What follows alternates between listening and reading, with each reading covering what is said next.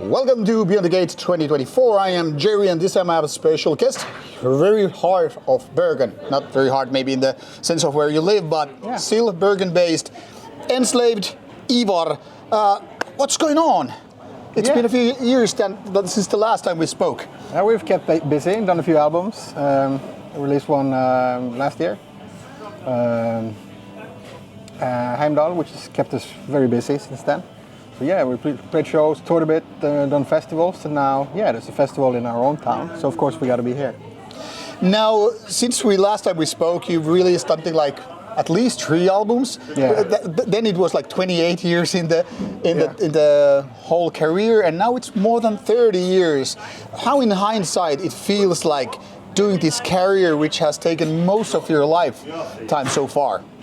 It's a constant wonder how fresh it feels. You know, the last thing I did before coming over here to talk to you was rehearsing with the guys, and it's just what we like to do. It's a very strong social fabric in the band. So we're not just people, working in a band. We're all like best friends, and that's the people I want to hang out with, and we get to make music together and travel together. I guess that's the. As long as that's the foundation, everything else is just noise. And we enjoy it. This is when I was asked when I was 8 years old, what do you want to do when you grow up? It's like be in the band, and I guess that's what I'm doing. I'm happy. Now, going a little bit back to your early years, especially the teenage years, when I was reading the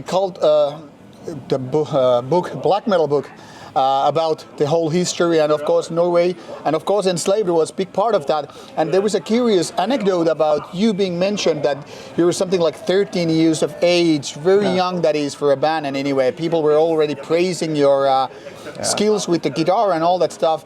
How does that in hindsight feel like, that you were already being praised when you were just a merely teenager and being already good at it? Yeah, it was good hanging.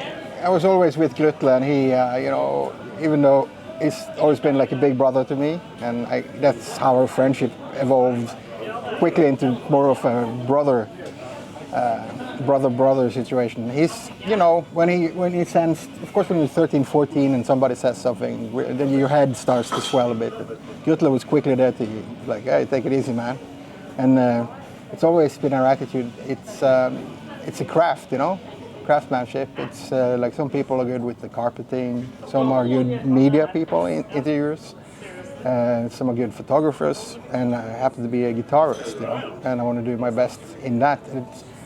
I don't believe in the rock and roll sort of myth, the rock star myth, that there's some elevated divine spark behind it. It's just it's a craft. It's kind of like channeling your ideas and what happens in your heart into the art known as music. Yes, exactly. Now, that is one of the peculiar things, because, of course, like we discussed in the previous interviews a few years back, that some people, even in this world of extreme metal, have got, their egos inflated and carved into the rock stardom, while others have kept more on the ground, and it's like we're regular people making good music and just touring all the time, and that's something. Not regular people. Not regular, but in the sense of metal, of course. Yeah. And that's something that I've always liked you about, guys. Like, there's never been any kind of a rock stardom feeling. Like, you do good albums, you tour, you're always in a good mood, and everything seems happening very natural.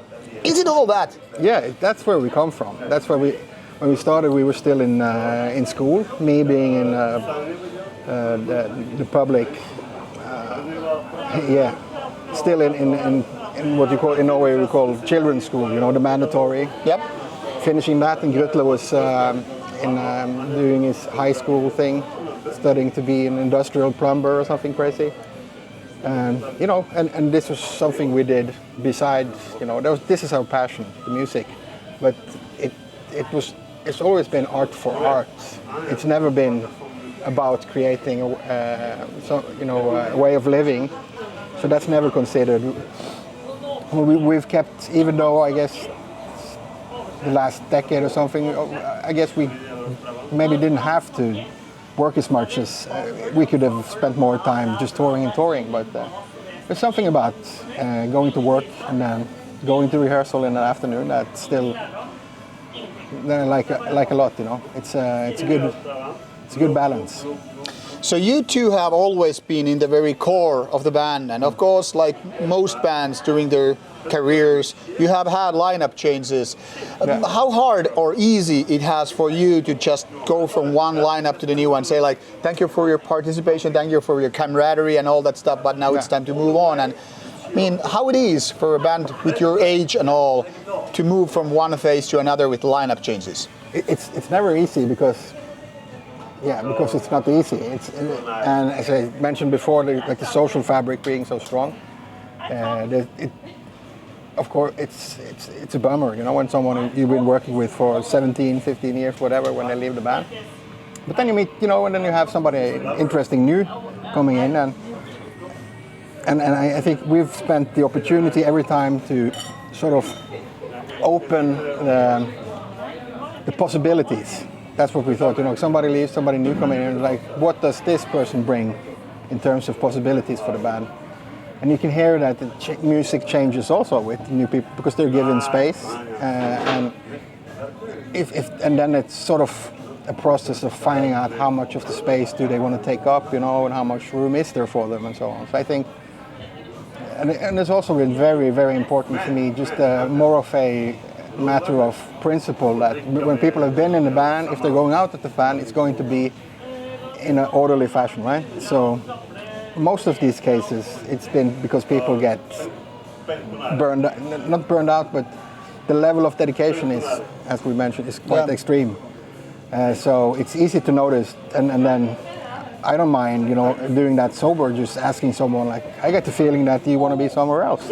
Yeah, I mean, it's totally normal that people have these phases, and sometimes like, okay, we tour too much for my liking or my family and whatever reasons, and you have to step out and all. And then we just say, okay, then I guess we're in that's the most important thing, to be in sync and then have the common understanding of where we want to go. And if you want to do something else, feel free. We still, you know, keep with all the releases and all that. It's a labyrinth of Excel sheets to make sure that even if we sell one old album that guitarist or that drummer played on, still make sure that those €3 get to the right place. And I think people have appreciated that. We stay in touch, and when we have anniversaries or whatever, people come over and maybe play a song and stuff like that. So I'm very proud that we have a good relation with every single ex-member of the band. So you're not one of those bands that say, "May the bridges I burn light my path." No. Definitely not. Now, you've always been active in both two worlds, touring and making albums. I think you're one of the, I guess with Dark Throne, one of the most active bands to always put albums in steady space and still maintain the quality, which I think is very, very, which it's kind of weird even. Like so many bands kind of go in weird directions with the time and age and all that stuff, but you maintain the quality despite having the rather fast pace and all. Now my question is, do you see yourself more as a live band, a touring band, or a band that makes good albums? We like to think of ourselves as the whole package. Of course, but gun pointing at your temple, which one should or would come first? Oh man, it's an annoying question, I know. No, it's a fun question. It's like the chicken and the egg. Yeah. But there is an answer to it, because a chicken evolved inside a reptile's egg at some point. Exactly. So yeah, definitely the egg first. Yeah. And I think with Enslaved,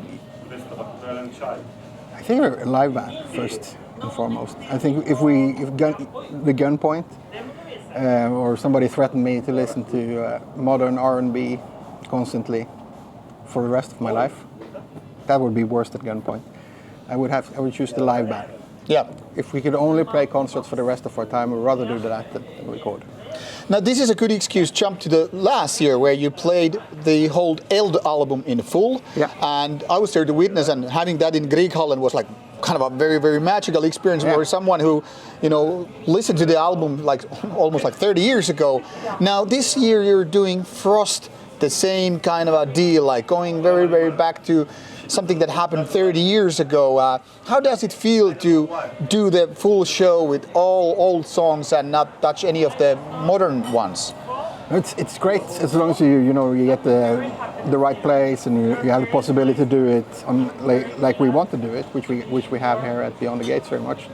It's because we're not like a linear band. I think that's got to do maybe with some of the lineup changes also, that we always there's a core, right, and then we let whatever ideas there's evolve, and we want to see where does it go, and that gives a lot of fun thing. It's more like a sort of a chaotic spiral kind of thing. So some songs from the new album feels closer to maybe a Frost song, and then you have the next song maybe there's a line to L, because it's such a long time. Exactly.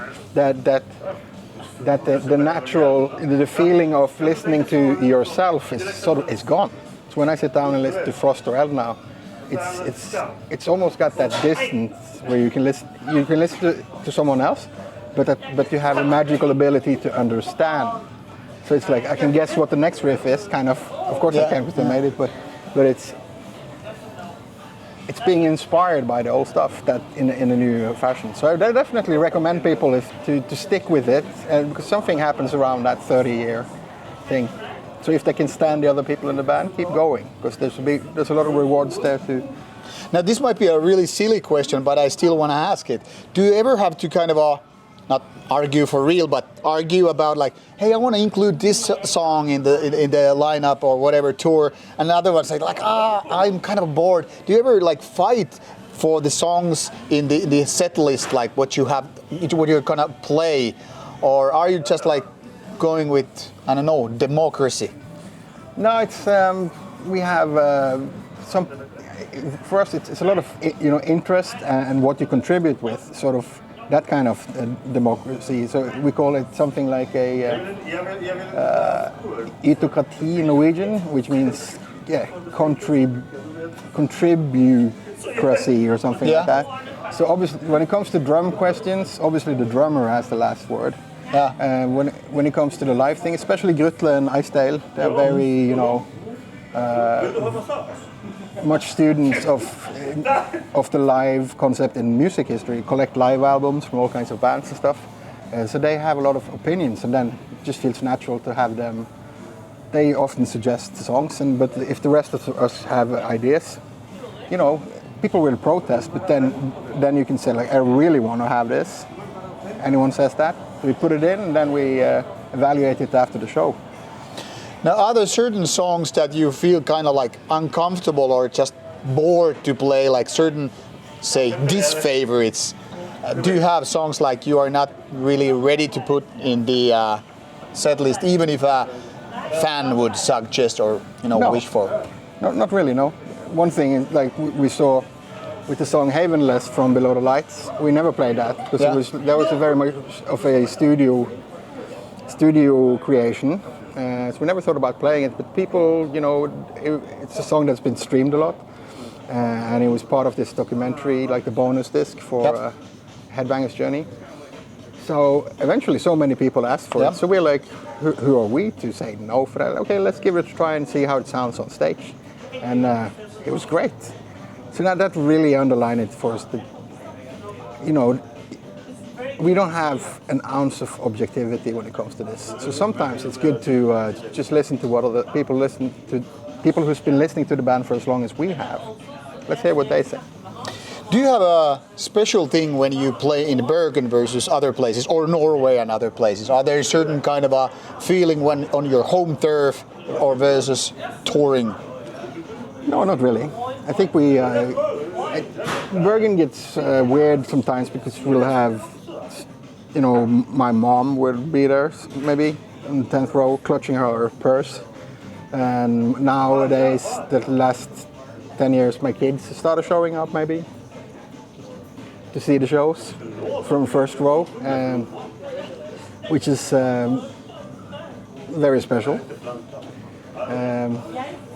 So yeah, that's a bit different, and because you know the people, so maybe I would say it's a little bit more difficult actually, because you have to create that distance and don't be like the guy in the living room.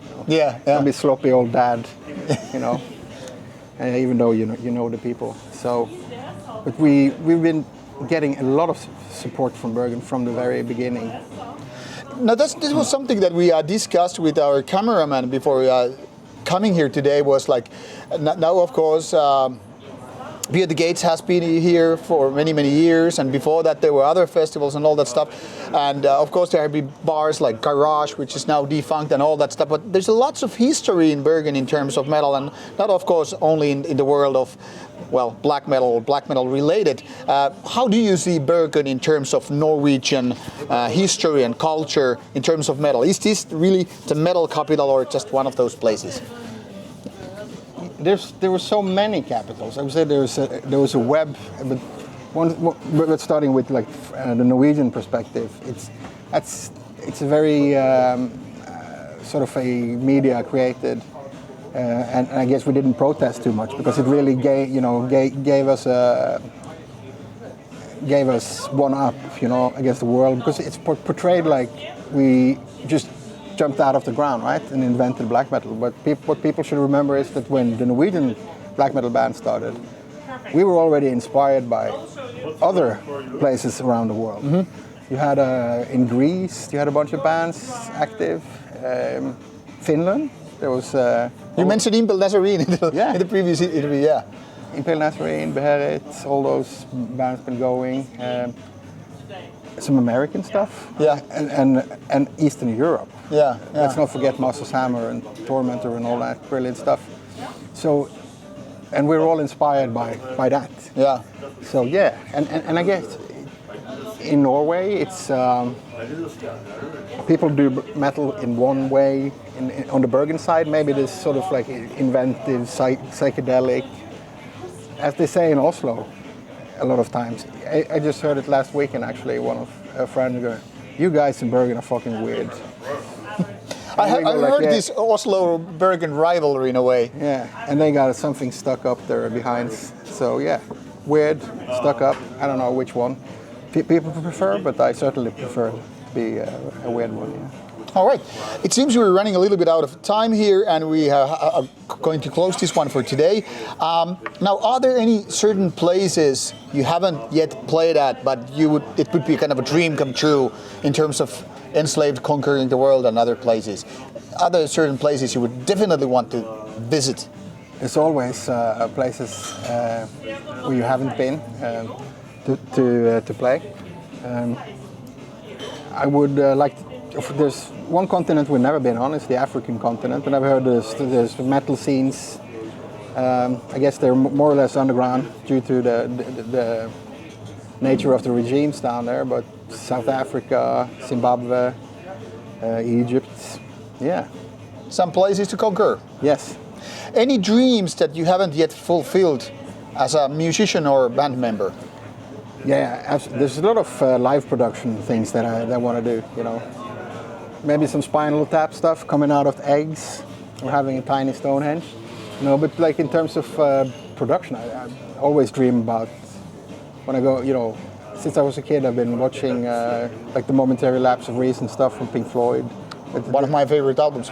That mix of the visuals and the music, there's always something to reach for, Well, that's a good plan, and I hope you get to fulfill it. Now, last question before we go. Can you tell a little bit about the Bathory thing, the tribute show you're gonna play here? Will it, for example, happen again? And what led you to be part of that whole thing?